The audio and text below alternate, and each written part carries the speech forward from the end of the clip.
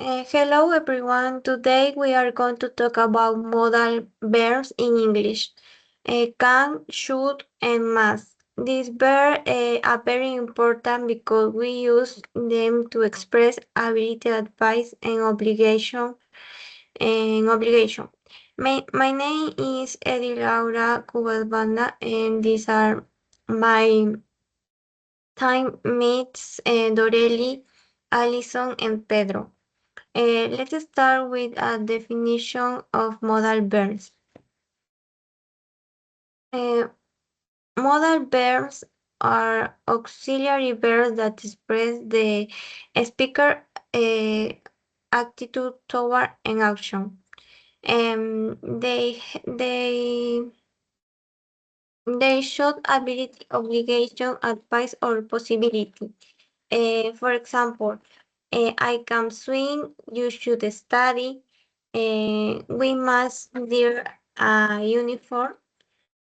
Modal verbs are auxiliary verbs that express the speaker attitude toward an action. They show ability, obligation, advice, or possibility. For example, I can swim, you should study, we must wear a uniform. Next.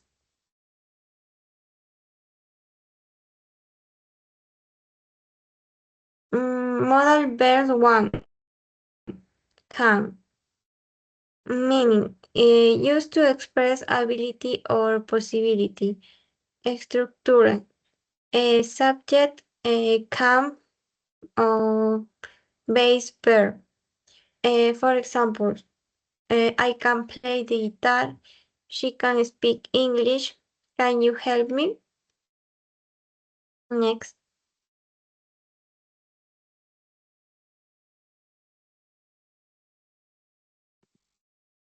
Continuing with the presentation, I will explain how this type of modal verbs is applied. Modal verbs to choose, meaning used to give advice, suggestion, or express recommendation. Uses one, giving advice or suggestion. Example, you should study more for the exam. 2. Expressing obligation, less strong than must. Example, people should respect the environment. 3. Expressing expectation. Example, the train should arrive at 9 o'clock. 4. Expressing opinion or moral duty. Example, we should help people in need. Structure, affirmative, subjective, further choice, further based verb, further completing. Example, you choose drink more water. Negative, subjective, further choice, negative, shorter based verb, shorter complementing. Example, you choose eat too much sugar. Question, choose further, subjective, further based verb, further question. Example, choose I call the doctor.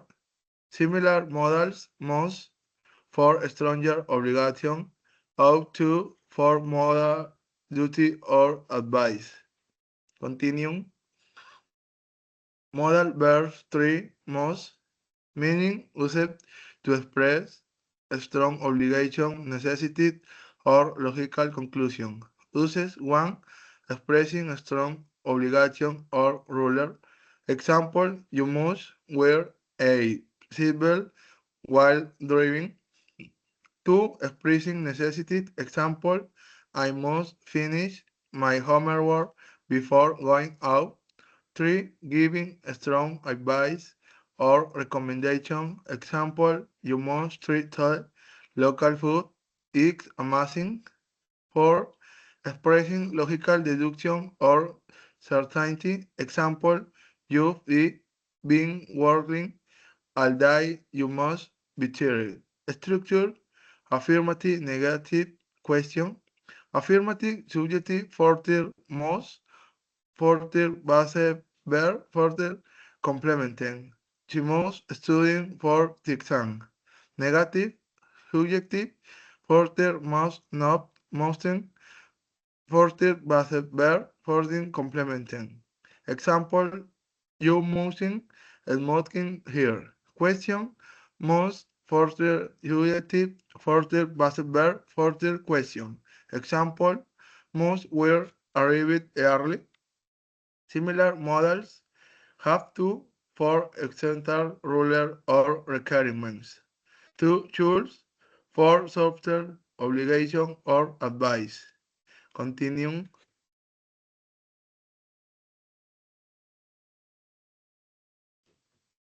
Hi, today I'm going to talk about three important modal verbs in English: can, should, and must. These words help you express ability, advice, and obligation. Let's see how we can use them in daily life. Let's start with can. We use can to talk about ability or possibility. Example, I can drive a car. This means I have the ability to drive. Now, let's move the should. We use should to give advice or recommendation. Example, you should rest. It is not an order, it is friendly advice. Finally, we have must. We use must to talk about rules or obligation. Example, you must obey the law. This means it is necessary. You don't have a choice. Next, please. Now, let's do a quick practice. I will say some sentences with blanks, and you tell me which modal verb fit best. Can, should, or must. In the sentences one, you drink water every day. The sentences two, we finish the project today. In the sentences three, she played the piano very well. The answer correct for the sentences one is should. The answer correct for the sentences two is must. And the answer correct for the sentences three is can. So, to summarize, we use can for ability, should for advice, and must for obligation. Using these modal verbs help us sound more natural and clear in English. Next, please.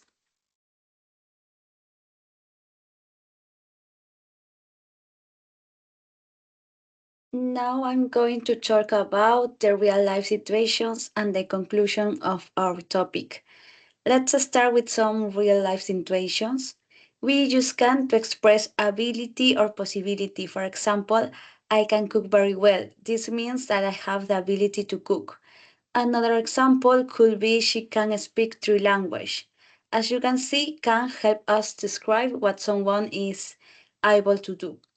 Then we have should. We use should to give advice or to make recommendations.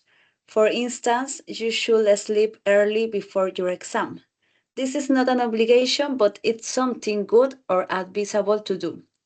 We can also say people should eat more fruits and vegetables. It's a friendly way to suggest what's best for someone. Finally, we have must. Must expresses a strong obligation or something necessary. For example, you must wear your ID at school. This means it's a rule, not just advice. We can also say drivers must obey traffic signs because that's a legal requirement. As we can see, these three modal verbs, can, should, and must, are used in many everyday situations to express ability, advice, and obligation. Now let's move on to the conclusions.